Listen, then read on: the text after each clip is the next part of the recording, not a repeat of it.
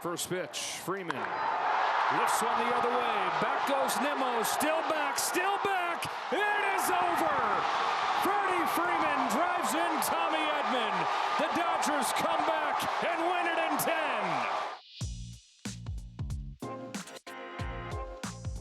From MLB.com, this is the Morning Lineup Podcast. I'm your host, Will Leach. Today is Wednesday, June 4th. So, if you spent Tuesday in a sensory deprivation tank, and honestly, at this point, who could blame you?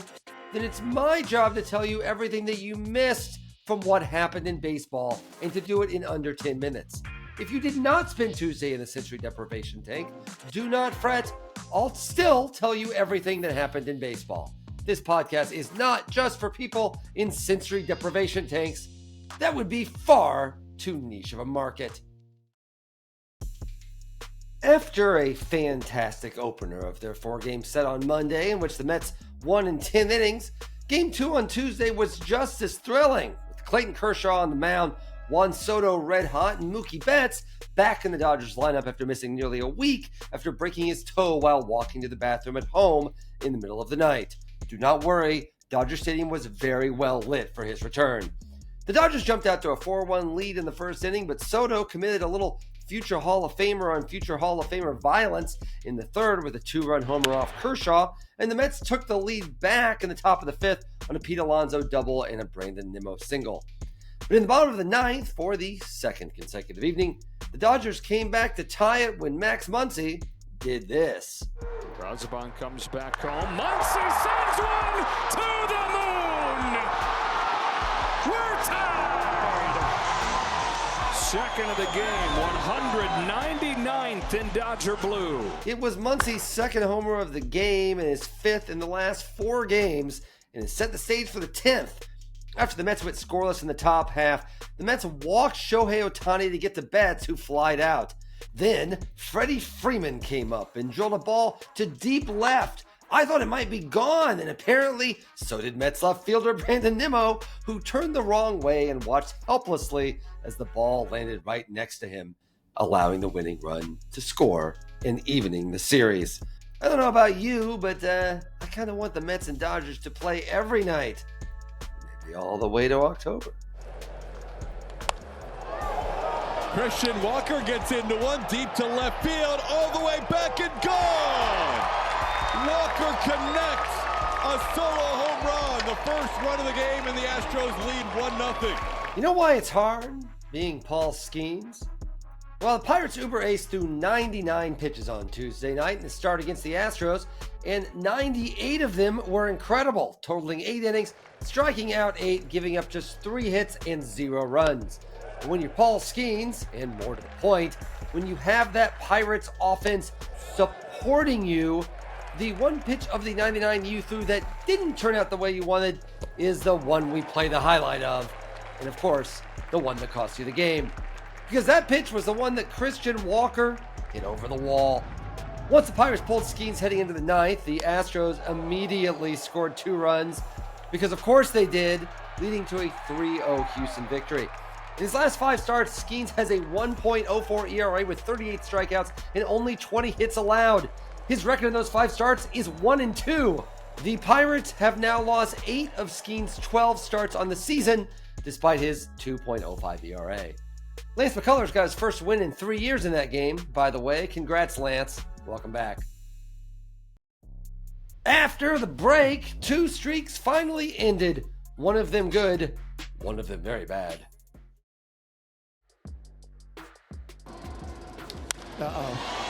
Center field and deep. Doyle looking up. It is caught. He caught it! Ball game over. The Gold Glover saves the night. And the Rockies, for just the second time this year, have won 2 in a row. And the first time in a long, long time, they guarantee themselves a series win. That right there, that was Rockies announcers Drew Goodman and Jeff Houston. 2 guys who have watched all kinds of bad baseball this year, breathing themselves one huge sigh of relief. For the first time this season, the Rockies have won a series. Catcher Hunter Goodman homered his third homer in 2 games as the Rockies beat the Marlins 3-2, thus ending the Rocky streak of 22 consecutive series loss, ranging back to September 18th of last year, the longest such streak in MLB history. Also, it's the first time the Rockies have won on a Tuesday this year, so they got that going for them too. Break up the Rockies! Another, obviously less important streak ended as well on Tuesday, the Brewers' 8-game win streak. Tyler Stevenson and Will Benson, who now has a higher OPS than Ellie De La Cruz, by the way, both homered as the Reds ended the Brewers' week-long party with a 4-2 win. It is not currently time to watch the movie Whiplash, which won veteran character actor J.K. Simmons an Oscar. I understand your confusion. You see, it is instead time for the whip around. Not my tempo. Everyone was super excited to see Jack Caglione, the MLB Pipeline number 10 overall top prospect, make his big league debut for the Royals on Tuesday, but he ended up going 0 for 5, albeit with 2 hits taken away by terrific Cardinals defensive plays. Apparently, though, the Royals, the rest of them, were just inspired by looking at him, because they exploded for 10 runs, including a homer for Bobby Witt Jr., as they beat the Redbirds 10-7. Did you hear back there when I said the Rockies won? Well, so did the White Sox. They beat the Tigers 8-1. The Rockies and the White Sox winning on the same night? I feel like I saw Haley's Comet. Cowser hits it well out to left field. Arozarena going back, turn it around. It is gone. Welcome back, Colton Cowser. Orioles back? Well, the uphill climb for the O's is still awfully steep, but it should be said that they're playing a lot better lately. Colton Cowser homered in his first game back since breaking his thumb back in March. And Tomoyuki Sugano gave up just 1 run in 7 innings as the Orioles beat the Mariners 5-1, dropping the M's back into second place. The Orioles have won 7 of 9 and are now, oh man, they're still 13 games under 500. The Braves, their woes continued to continue as both Ketel Marte and Corbin Carroll homered twice for the Diamondbacks as they beat those Braves 8-3. Spencer Strider gave up 5 runs, raising his ERA to 5.68 and dropping his record out to 0-4. Time for today's Daily Pete Crow Armstrong fun fact.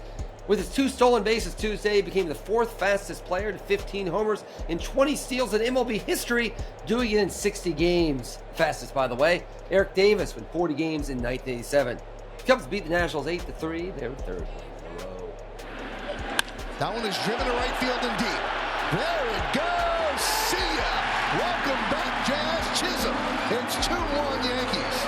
In his first game since going on the IL on April 29th with an oblique strain, Jazz Chisholm Jr. broke a 1-1 tie with his 8th homer of the year in the Yankees' 3-1 victory over the Guardians. Camilo Doval has been fantastic for the Giants this year. Before Tuesday, he hadn't given up a run since April 7th. Well, so he was due. The Padres rallied for 2 runs off Doval to tie the game in the top of the 9th, and then won it on a Jake Cronenworth single in the 10th, 3-2. Do you know what pitcher currently holds the longest scoreless streak in the majors? Why, it's the Rays' Drew Rasmussen, silly! He threw 5 shutout innings as the Rays breezed past Tyler Mahle and the Rangers 5-1. Careful if you try to hand this podcast to the Red Sox today. They'll drop it! The Red Sox made 3 more errors on Tuesday, bringing their total to an MLB high 53 on the season, leading to a 4-3 loss to the Angels. The Sox have now lost 8 of 10 and are a season high 5 games under 500.